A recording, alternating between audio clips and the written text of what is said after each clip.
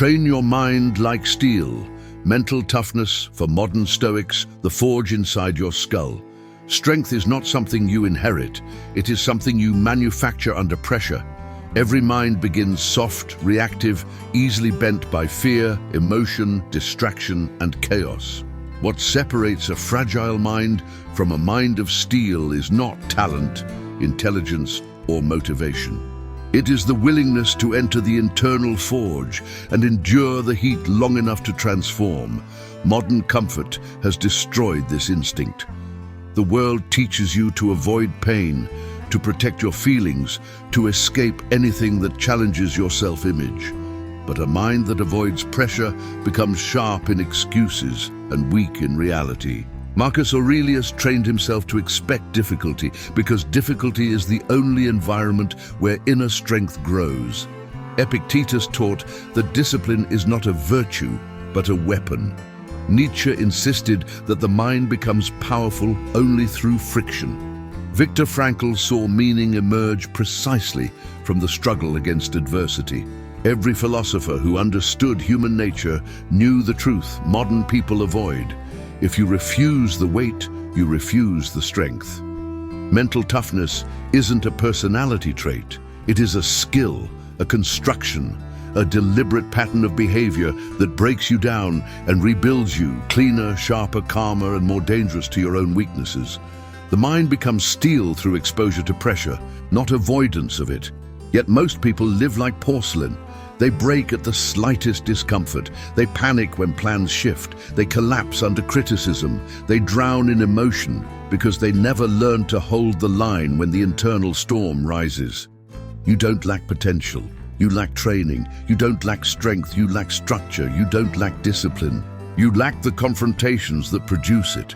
Mental toughness is earned where excuses die, in the moments where you want to quit but move anyway, in the seconds where fear screams but you stay still, in the days where nothing goes right and you decide to fight forward instead of folding. The Stoics knew this, so did the existentialists. So does every modern psychologist who has studied resilience. The mind adapts to what it repeatedly endures. If you expose it only to ease, it becomes fragile. If you expose it to challenge with intention, it becomes unbreakable. Training your mind like steel means stripping away the soft habits that keep you reactive and rebuilding yourself with clarity, discipline, emotional control, and inner authority. It means learning to act from principle, not impulse. To choose discomfort when discomfort produces growth. To enter reality without the ego screaming for protection. To shape your thoughts instead of letting them shape you. This video is not motivation. It is a manual, a blueprint for forging mental toughness in a chaotic world. A step into the fire you've been avoiding, the fire that will turn you into what you were meant to be. Train your mind like steel, because the world won't get easier. You must get sharper. The weak mind you were trained to have. Weakness isn't natural, it's taught. Modern life conditions you to soften your instincts, avoid discomfort, outsource responsibility, and drown under emotions you never learned to tame. Your environment rewards ease and punishes discipline. Schools train compliance, not resilience. Social media trains comparison, not clarity. Culture trains emotional indulgence, not emotional control. And then people wonder why they collapse under the smallest pressure. You were not born fragile. You were shaped into fragility. The Stoics understood that the mind decays without resistance. Marcus Aurelius warned that comfort rots a person from the inside. Epictetus compared the undisciplined mind to a wild animal that must be trained or it will destroy its owner. Nietzsche argued that weakness is a choice disguised as circumstance. Modern psychology echoes the same truth. Without deliberate exposure to challenge, the mind defaults to avoidance, reactivity, and emotional chaos. A weak mind is one that avoids responsibility because responsibility exposes incompetence. It avoids silence because silence reveals truth. It avoids difficulty because difficulty measures character. It avoids discipline because discipline demands transformation. And above all, it avoids the internal mirror because the reflection doesn't match the fantasy the ego built. You know this weakness. You've felt it when you procrastinate instead of act, when you panic instead of breathe, when you choose distraction instead of direction, when you let emotion drag you like a leash, when your comfort dictates your identity. Weakness is familiar because it's easy, and that's why it dominates most people's lives. But weakness is not a fate, it's a habit, and habits can be broken. The mind you have is not the mind you're stuck with. Mental toughness is built the same way steel is built, through fire, pressure, and repetition, through controlled exposure to the very forces you've spent your life avoiding. Jung wrote that every person has an untapped reservoir of strength buried beneath layers of conditioning and fear. Frankl taught that humans can endure almost anything once they discover a purpose stronger than their pain. Seneca insisted that hardship reveals the truth about a person while comfort hides it. A weak mind isn't your identity, it's your starting point. But if you deny it, it becomes your destiny. You can only train what you're willing to confront. And you can only confront what you're willing to see. This video forces you to admit the truth. Your mind is not yet steel, but it can be. And that admission is the first act of strength you've taken in years. The first forge, discipline over impulse. Your mind becomes steel the moment you stop obeying your impulses. Every undisciplined action has the same root. You act because you feel like acting. And nothing destroys mental toughness faster than a life ruled by emotion, mood, fatigue, or desire. The mind trained by impulse is a slave that believes it's free. The mind trained by discipline is a master that no longer negotiates with weakness. Marcus Aurelius wrote to himself that the body loves to complain, loves to delay, loves to escape. And the only cure is command, not motivation, not inspiration. Command. Epictetus insisted that freedom begins the moment you stop being dragged. Nietzsche believed the strongest humans are those who have learned to command themselves even when every part of them wants to retreat. Modern psychology confirms the same law. Impulse leads to chaos. Discipline leads to stability. Impulse wants comfort now. Discipline wants strength later. Impulse wants relief. Discipline wants results. Impulse reacts. Discipline chooses. This is the first forge, the first fire, the first transformation that rewires your entire identity. Because every time you choose discipline over impulse, your brain learns a new rule. You are in charge now. Biological cravings lose authority. Emotional storms lose leverage. Procrastination loses its grip. The ego loses its throne. You begin to experience something most people never feel: internal sovereignty. A disciplined mind no longer asks, "How do I feel?" It asks, "What must be done?" This shift changes everything. Suddenly you show up on days where the weak version of you would have retreated. You act without waiting for motivation. You move without waiting for permission. You push yourself without waiting for the right mood. This is how steel is made. Not in rare moments of intensity, but in consistent moments of self-command.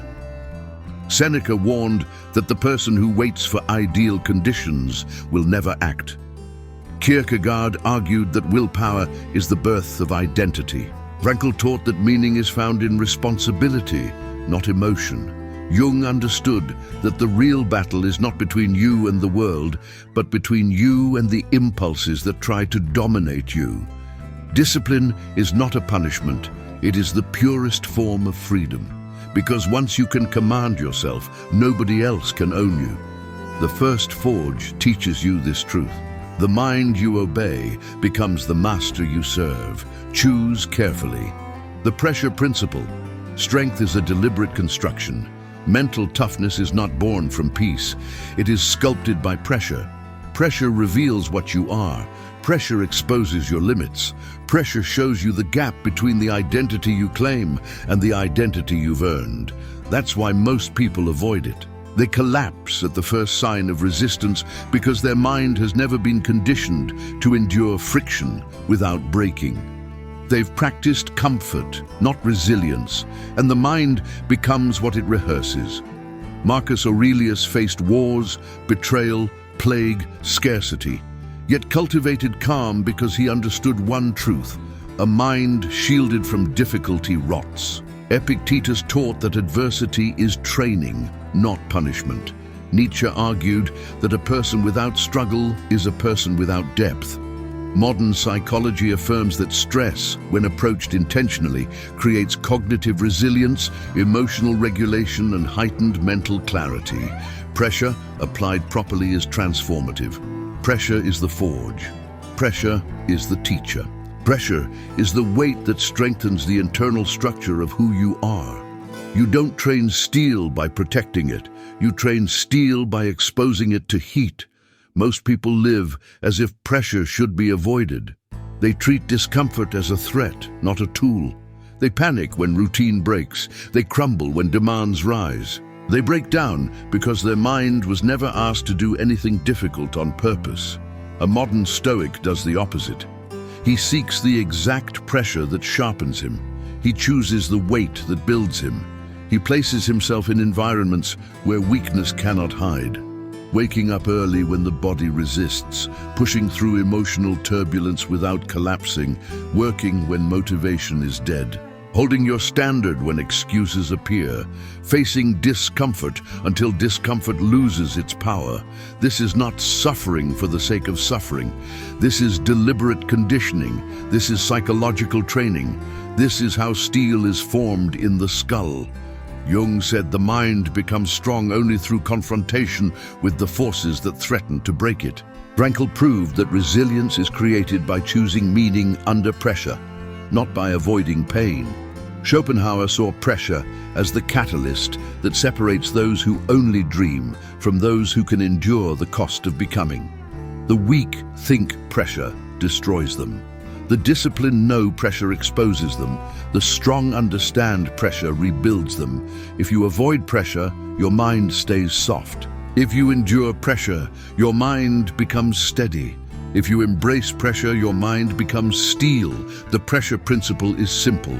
If you cannot withstand the heat, you cannot carry the purpose. The art of control, mastering. Thought before thought masters you. A mind becomes unbreakable the moment it learns to control what happens inside before reacting to what happens outside. Most people lose this battle before it even begins. Their thoughts pull them, their emotions dictate them, their impulses drag them, their fears whisper louder than their values. They live as prisoners inside their own skull, ruled by mental noise instead of mental authority. Epictetus warned that the real battlefield is internal. You control your mind, or your mind controls you. Marcus Aurelius trained himself to intercept thought before it became emotion, and emotion before it became action. Jung described thoughts as autonomous forces that must be brought into consciousness, or they rule you from the shadows. Modern psychology calls this cognitive sovereignty, the ability to regulate your internal state regardless of external chaos. Your thoughts are not neutral. They either weaken you or strengthen you. They either guide you or manipulate you. They either forge discipline or protect excuses. A weak mind believes everything it thinks. A strong mind questions everything it thinks. A steel mind chooses what it thinks. This is where most people fail. They allow their first thought to become their truth. They let their emotions snowball. They let anxiety write the story. They let doubt dictate the outcome. They let fear lead the way.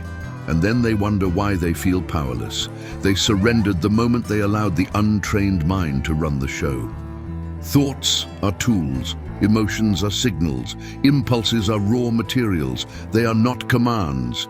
You must treat your internal world like a craftsman treats metal, shaping, refining, discarding, forging.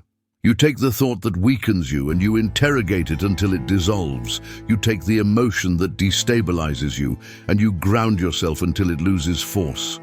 You take the fear that paralyzes you and you strip it down until it becomes information instead of intimidation. Nietzsche believed that mastery begins when you silence the internal noise long enough to hear your actual will. Frankl taught that between stimulus and response lies the space where your freedom lives. Seneca insisted that no enemy is more dangerous than an undisciplined mind. Control is not suppression. Control is precision. You regulate your attention. You direct your focus. You choose your interpretation. You take the emotion and use it as fuel instead of letting it burn you alive. When you master thought, nothing external can overwhelm you. When you master emotion, no situation can manipulate you. When you master interpretation, reality loses its power to break you. This is mental toughness at its core, not the absence of feeling, but the dominance of clarity over chaos. A mind of steel is built through constant internal correction. Catch the thought, challenge the thought, choose the thought. Control begins where excuses end. The resistance response: how a steel mind faces what others avoid. Most people crumble not because life is unbearable, but because their default reaction to discomfort is avoidance. They retreat the moment resistance appears. They interpret struggle as a sign to stop instead of a signal to push. They treat inconvenience like injustice. They panic under pressure because they've trained their mind to equate difficulty with danger. This is why they never evolve. Their threshold for challenge is microscopic. A steel mind is built on the opposite instinct.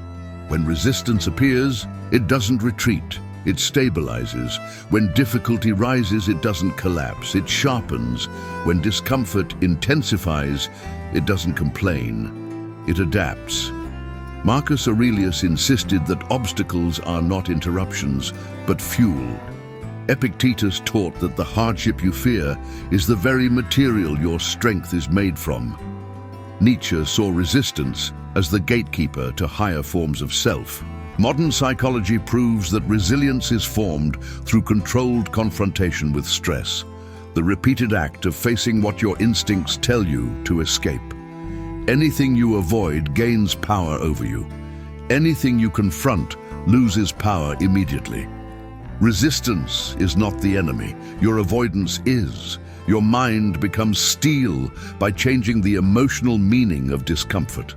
Instead of interpreting resistance as a threat, you treat it as a teacher. You view difficulty as training. You understand that mental toughness is nothing more than the repetition of facing resistance until resistance becomes irrelevant. A fragile mind says, "Why is this happening to me?" A steel mind says, "This is the moment I was built for." Most people fold because they want ease to validate their worth. They wait for alignment, motivation, permission, comfort. But a mind forged by Stoicism and psychological discipline moves regardless of internal friction. It trains itself to execute under imperfect conditions because perfect conditions never arrive. Jung wrote that resistance reveals the parts of you that remain untrained. Frankl showed that a person with meaning can endure almost any burden. Seneca taught that life strengthens you by confronting you with exactly what you resist. You grow when you face what weakens you. You rise when you confront what scares you. You transform when you step into the pressure instead of away from it. This is the resistance response of a Stoic iron mind. You do not flee discomfort. You do not negotiate with excuses.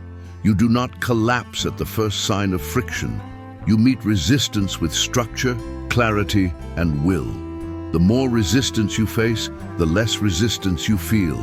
The less resistance you feel, the more unstoppable you become. The ritual of hardening, building daily habits that rewrite your mind. You do not rise to the level of your goals. You fall to the level of your habits. Mental toughness is not built in rare, heroic moments, but in the quiet, repetitive rituals that most people consider insignificant. The mind becomes steel through consistency, not intensity, through structure, not inspiration, through deliberate repetition of actions that strengthen you even when you don't feel like doing them, especially when you don't feel like doing them. Seneca wrote that excellence is the result of countless small acts. Marcus Aurelius used daily meditations as armor against emotional volatility. Epictetus demanded that students practice discipline in every mundane behavior because character is formed where no one is watching. Modern psychology confirms this truth. Habits rewire the brain's pathways. What you repeat becomes who you are. Most people fail because they treat habits like optional accessories. They start strong and collapse at the first inconvenience. They rely on mood instead of structure. They think change is a feeling instead of a system. That's why they remain trapped in cycles of inconsistency, self-sabotage, and emotional fragility. Their habits train weakness into their identity. The ritual of hardening is different. It is built on actions that sharpen your internal architecture. It is built on rules that do not negotiate with emotion. It is built on standards that do not bend for convenience. Wake before comfort tells you to. Move your body before doubt whispers excuses. Read before the world floods your mind with noise. Work before your impulses demand distraction. Reflect before your ego hijacks your narrative. None of these habits are glamorous, but every one of them is transformative. A strong mind is not the result of extraordinary talent. It is the compound effect of disciplined mornings, structured days, controlled emotions, conscious focus, and intentional behavior repeated until they become identity. Jung believed your habits reveal who you are becoming long before your achievements do. Frankl taught that discipline gives life meaning by creating order in a chaotic world. Nietzsche saw habits as the unseen architecture of greatness. To train your mind like steel, you must commit to habits that eliminate negotiation. You act because it is required, not because you feel ready. You follow your principles, not your impulses. You build momentum through consistency, not motivation. This is where people break. They want results without repetition. But repetition is the only path that exists. Every day you maintain your rituals, you strengthen your psychological structure. Every day you break them, you reinforce your old weakness. The mind becomes whatever you train it to become: cold, clear, disciplined, razor sharp, or chaotic, soft and reactive. Your habits decide the outcome long before your emotions have a chance to interfere. The ritual of hardening is simple. Do the work every day, especially on the days your mind begs you not to. This is how steel is formed. The calm within the storm. Emotional stability as a weapon. A steel mind is not the mind that feels nothing. It is the mind that refuses to be ruled by what it feels. Modern people confuse emotional expression with emotional mastery. They believe intensity equals truth, that every feeling deserves obedience, that mood is identity. This is why they break under pressure. Their emotions move first, and their judgment tries to catch up. They drown because they never learned to swim inside themselves. Stoicism was never about becoming numb. It was about becoming structured. Marcus Aurelius didn't eliminate emotion. He redirected it. Epictetus didn't suppress feeling. He disciplined interpretation. Frankl didn't erase pain. He assigned it meaning. Jung didn't fear the emotional shadow. He confronted it until it obeyed. Emotional stability is not passivity. It is inner authority. It is the refusal to surrender your state to external chaos. It is the ability to feel pressure without becoming pressure. It is the art of holding the line internally, even when the world collapses externally. A fragile mind reacts instantly. Anger, panic, fear, frustration. A trained mind creates space. Awareness, distance, clarity, choice. This space is where mental toughness lives. Most people collapse emotionally because they have never learned to separate stimulus from response. The moment something triggers them, a comment, a failure, an unexpected event, their entire identity becomes emotional turbulence. They confuse temporary discomfort with existential threat. But the steel mind sees emotions for what they are: signals, not dictators; data, not destiny; weather, not architecture. You don't stop storms by screaming at the clouds. You stop storms by building a structure strong enough to endure them. Emotional stability requires three things: clarity, the ability to name what you feel without becoming it; control, the ability to choose your response while the emotion is still loud; direction, the ability to act according to your principles, not your impulses. Seneca warned that uncontrolled emotion creates the longest chains. Nietzsche believed emotion becomes dangerous only when it lacks discipline. Modern psychology confirms that resilience comes from emotional regulation, not emotional suppression. Emotional stability is a weapon because it gives you what others lack. You stay rational when they panic. You stay calm when they escalate. You stay steady when they fall apart.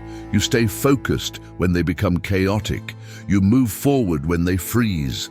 The world belongs to those who keep their inner state intact. A steel mind doesn't silence emotion. It commands it. It doesn't reject feeling. It directs it. It doesn't break under chaos. It becomes the one calm point inside it. You cannot control every storm that hits you, but you can control the structure that faces it. And when that structure becomes unshakable, nothing outside can defeat you. The final tempering, becoming unbreakable through meaning. A mind becomes steel only when it discovers a reason to stay unbroken. Without purpose, discipline collapses. Without direction, strength dissolves. Without meaning, toughness becomes exhaustion. This is why so many people train their minds with intensity, but fail to sustain the transformation. They build force without foundation. Frankl understood this better than anyone. The human mind can endure almost any suffering if it knows why. Seneca wrote that purpose turns pain into progress. Marcus Aurelius anchored every action in service to something greater than mood or circumstance. Nietzsche believed that meaning is not found, it is forged. Jung argued that a person without purpose becomes vulnerable to every internal storm because they have no inner center, no axis to stabilize their psyche. Mental toughness without meaning is violence against yourself. Mental toughness rooted in meaning is evolution. Purpose gives structure to pressure. Purpose gives context to discipline. Purpose gives clarity to emotion. Purpose gives identity to action. Purpose gives weight to your existence. But meaning is not an abstract philosophical ideal. It's built from the internal commitments you choose and the standards you refuse to negotiate. Your meaning is shaped by the values you embody, the work you do with integrity, the responsibilities you accept without excuses, and the battles you refuse to run from. Meaning is behavioral, not theoretical. A steel mind does not strengthen itself for applause. It strengthens itself for responsibility, not to impress the world, but to carry its own weight, not to appear powerful, but to live powerfully, not to dominate others, but to master the self. Meaning is the fire that keeps you moving when motivation dies. Meaning is the anchor that keeps you stable when emotions rise. Meaning is the compass that keeps you aligned when distractions multiply. Meaning is the force that prevents your strength from becoming aimless aggression or empty ambition. Most people don't fail because they're weak. They fail because their strength has no direction. A mind without meaning becomes reckless. A mind without meaning becomes reactive. A mind without meaning becomes fragile. But a mind rooted in purpose becomes untouchable. It can suffer without breaking. It can lose without collapsing. It can endure without complaint. It can walk through chaos without becoming chaos. Meaning turns discipline into devotion. Meaning turns resilience into identity. Meaning turns toughness into transcendence. This is the final tempering of the Stoic iron mind. You do not build strength to survive the world. You build strength to serve your purpose in it. A steel mind is not the mind that conquers everything. It is the mind that cannot be conquered by anything. Cold philosophy, unbreakable mind. Train it, temper it, and rise with it.